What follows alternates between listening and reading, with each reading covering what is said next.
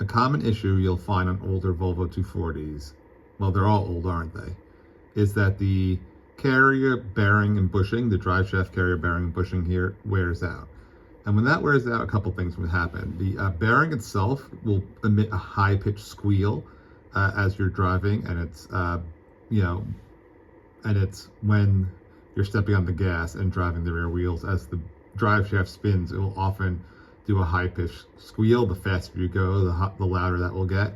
Or you'll get a rumbling that seems like it's coming from underneath the center, like sort of the center armrest area. All right, let's see if I can get this to make noise. First gear, pulling away. This noise is going to come from under here.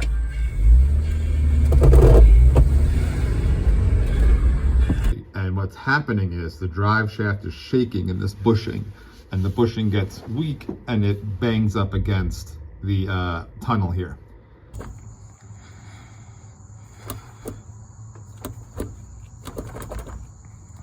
So you can see the bushing here, it looks a little bit misshapen there. The spring is all bent out of place on this side.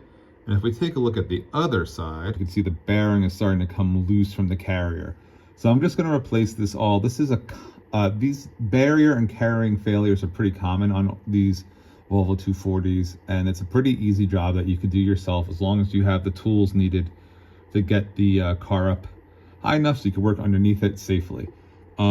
My car is a little bit unique in its setup, and it kind of causes more failures because I have a custom drive shaft here from the manual swap I did years ago, and the custom drive shaft is just a little bit sized, which means that the bearing is about maybe a ½ inch off, a ¼ inch to a ½ inch off out of place, which leads to premature failures on this bearing and on this bushing.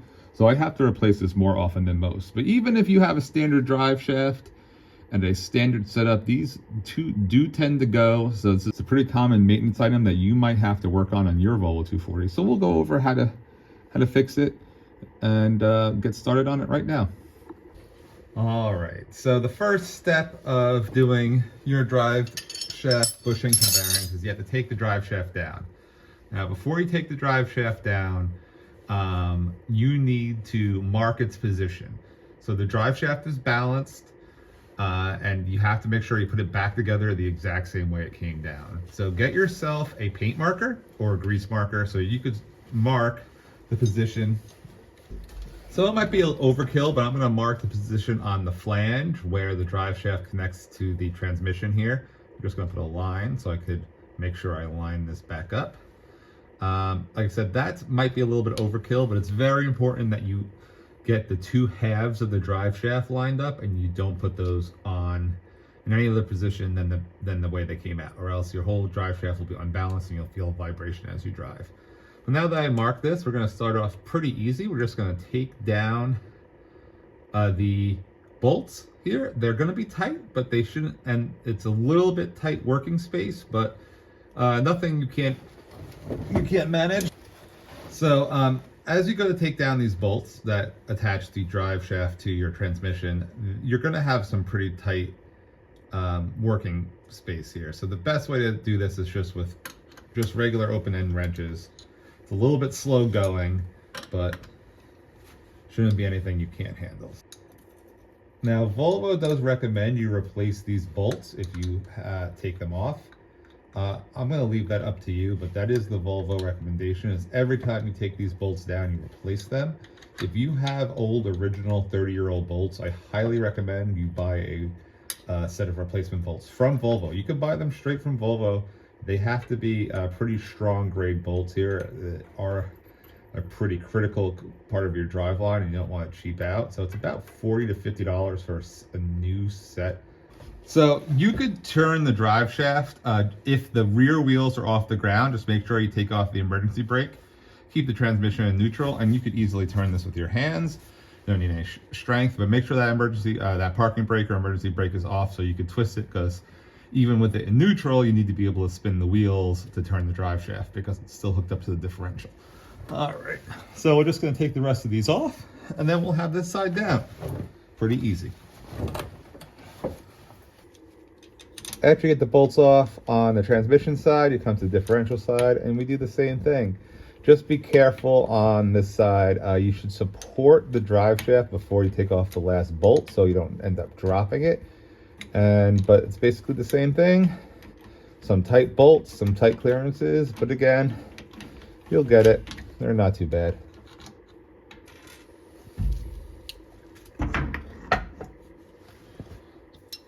All right, now that I have both sides of the drive shaft off, I'm going to take off the center carrier. This is pretty easy. It's just 4 12mm bolts. Just be careful when you get all the bolts off. You don't want to drop everything. So support it and bring it down gentle. Spiking your drive shaft against the concrete would not be a good idea.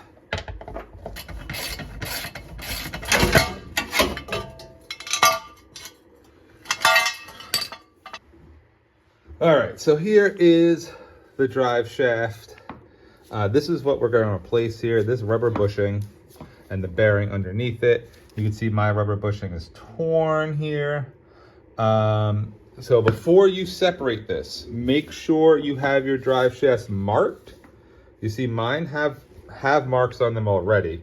The pink marks, the line up, the two halves of the drive shaft, and make sure they stay aligned. All right, so I pulled the drive shafts apart, and I am holding this here. What I'm gonna do is I'm actually gonna get a rubber glove. I'm gonna slip it over these splines. I do not want that getting filled with grit and dirt. You can see I've been holding it off the ground here.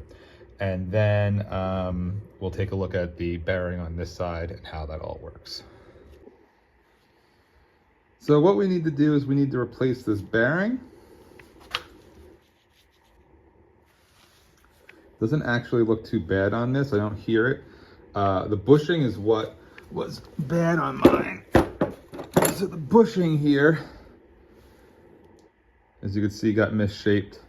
My drive shaft is not standard. It's a custom drive shaft made for the manual swap. And as I said before, it's just a little bit off, which puts a lot of pressure on this bushing and causes it to fail. So I have to replace this a lot. I'm gonna actually replace this with a little bit softer bushing this time and see how that works. I have a Swedish Pro Parts bushing, and we'll see how that one works. This one only lasted about 2 years. I have a feeling the Swedish Pro Parts is not gonna last tremendously longer. But before we put the new bushing on, we're gonna pull off that bearing. I have a new bearing we'll press on. This bearing doesn't look bad, but I have a brand new bearing, came with the kit. So we'll get that set to go. So we're going to use a pretty standard 3-jaw bearing puller to pull this bearing off the drive shaft, but you do need to have something sturdy to drive against. So a sturdy piece of metal that you could put across the drive shaft there, because that's just the hole there. So you need to put something across there to drive against, and then we'll pull off this bearing with the standard bearing puller. Last time I did this, it did not take a lot of force to pull off the bearing. So let's see how that goes. It's the kind of thing where an extra set of hands wouldn't be the worst thing in the world to help you get this, because it's all wiggly wobbly. All right, once we have that. Okay, Dan from the future here. One thing I forgot to mention when I was making the video is that at this point, you should really stop and measure where the bearing is on the shaft. There's about 1.5 inches in play of where that bearing can sit on the shaft, from all the way towards the front by the transmission to all the way towards the back where you could first put it on. And you want to line that up the same way it was as it came off the car. So at this point, mark where that bearing goes, so when you put the new bearing on, you can put it back on in the exact same spot, so the carrier lines up perfectly with the bracket. If you put it on 1.5 inches off, that carrier is not going to line up, which is going to cause your bushing to fail, which is what I've done in the past. So make sure you line that up and make sure you get it back in the same place, assuming it was right to begin with. Set up. We should just be able to drive this off now. The best way to do this is with an impact wrench. It should pop that right off. So let me get my impact driver and see how that goes. All right, and that's off. Now we just have to drive the new one on. That's for tomorrow. I think we did enough for one night. Tomorrow. Okay, so now we have to push a new bearing onto the drive shaft. So if you take a look here, there is a little shoulder where it gets a little bit thicker right there. So the bearing has to at least rest on this part, somewhere between here and here. And you have a little bit of adjustment there. So I'm gonna start by putting my bearing on just the minimum amount and then see if that gets a little bit better fit than I've been dealing with. The best way to put on a new bearing, here's the new bearing. Set that there. Then I'm going to put the old bearing on top. Then I'm going to drive it in. I'm going to use a big socket that could fit over. Make sure so a length of pipe or a socket that could fit over, and that will drive it down. Now I'm going to use a press, but this can be done with a hammer. I've done it with a hammer myself in the past. I have the press now, so I'm going to use the press.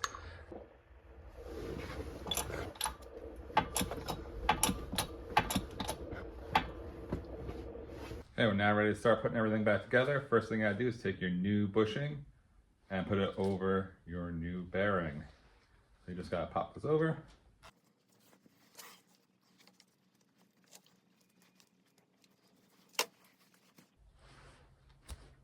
Done. Don't forget to put your dust cap back on if you were missing this on your drive shaft. They're not too expensive. Get a new dust cap. Before you rejoin the two halves of the drive shaft, two things to remember. One, you have to line up those marks we made at the beginning of the video when we first started the job. And two, you should grease the spines while we have it out. A little bit of grease and it's not going to hurt your drive shaft.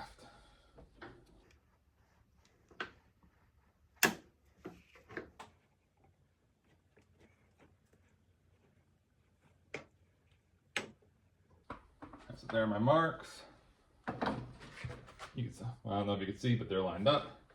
All right, a couple things to think about before we go and put this back up. One, it's never going to be easier to grease your U-joints than when this drive shaft is off of the car. So grease up these U-joints and consider if your U-joints have not been replaced in a while, now is the best time to replace your U-joints.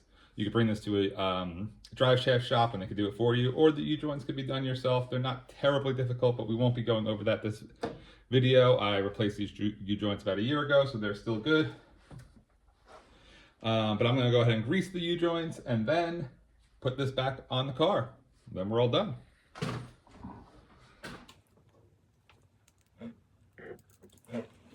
You should get two things you should have gotten new ones with your bushing are this center support spring and this little washer.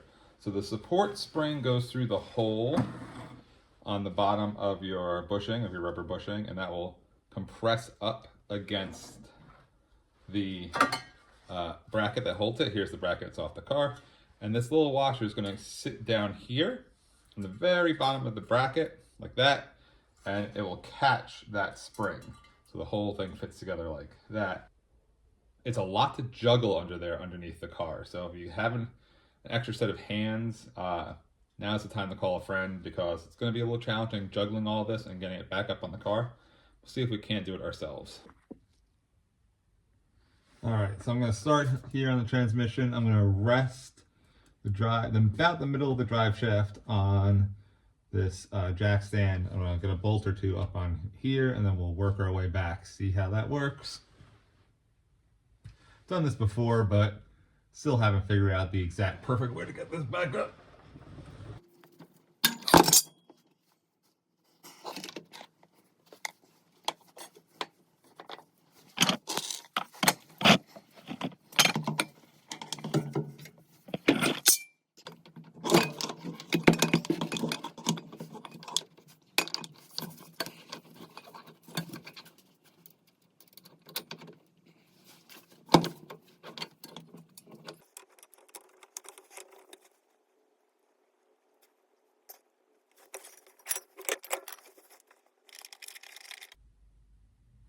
Okay, I didn't get that all on camera the best, but what I did is I supported the drive shaft with the jack stand, put one bolt temporarily to hold it to the transmission, one bolt temporarily, one bolt temporarily to hold it back to the differential, and now we'll install the center bearing holder.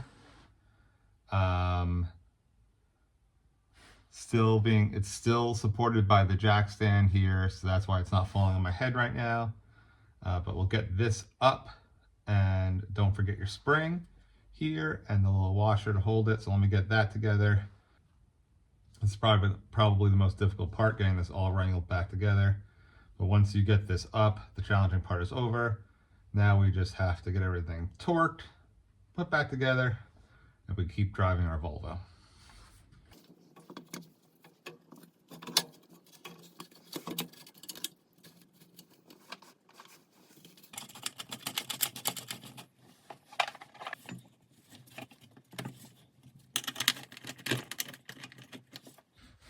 I didn't get the best shots of it, but once I had all the bolts loosely attached on the drive shaft, I'm coming back to tighten everything up, and worked from the transmission backwards. So tighten the bolts on the transmission first, then the center bearing carrier, and then the differential. How tight should these be? I think the technical term is very.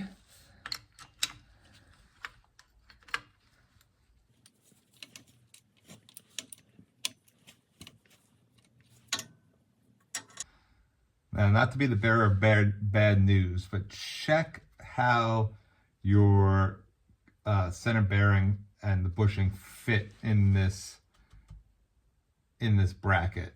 There is about an inch of a play of where you could put that bearing on the shaft.